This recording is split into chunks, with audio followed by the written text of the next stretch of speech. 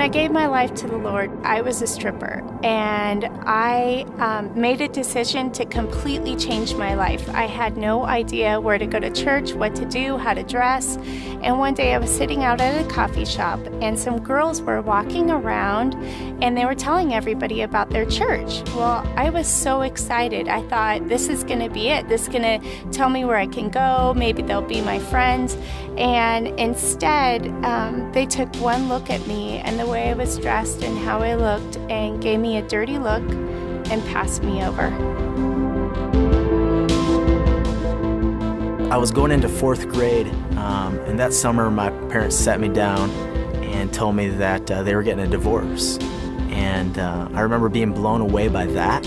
And then on top of that, we showed up at church over the next few weeks, and I just remember feeling this difference there, that we weren't supposed to be there. Like, you know, we had divorce slapped around our chest. And for me, it made me feel like there was something wrong with me. I trusted Christ when I was in high school. Decided to go to Bible college so I could figure out some of the answers to my questions as far as the Bible and God and making that work practically.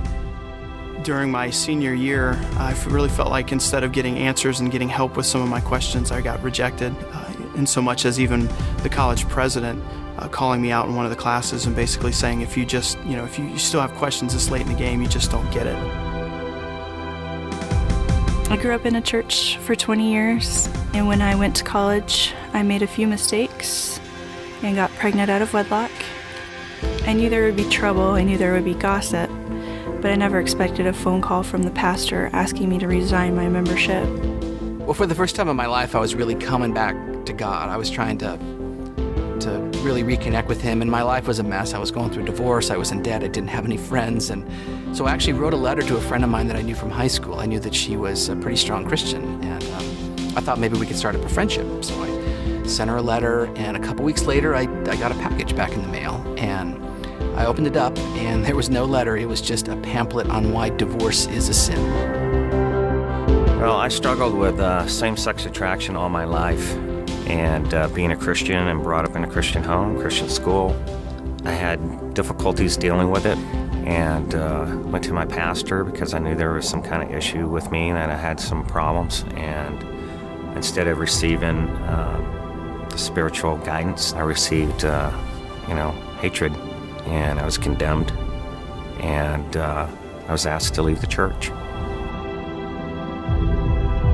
There came a point in my marriage where things got really rocky.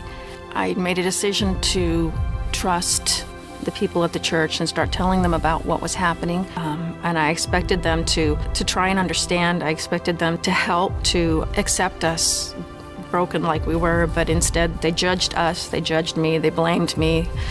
It was definitely not okay to not be okay. I was 5 years old. I was going to Sunday school, and I seen the statue of Jesus, and I knew my grandmother would really like it, so I took it from the church and gave it to my grandmother. The next Sunday, whenever I went back to church, the preacher took me aside and told me I was going to go to hell for stealing.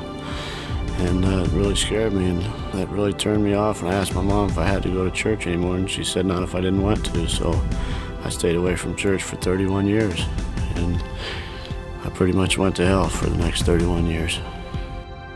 It made me feel rejected. I was totally crushed. To this day, affects my family. What good did that do anybody? God forgave me, but the church couldn't. I wish He would have treated me like a brother instead of a piece of garbage. We need to be examples and not tell people what they have to do and what they should do, but just show them what we do.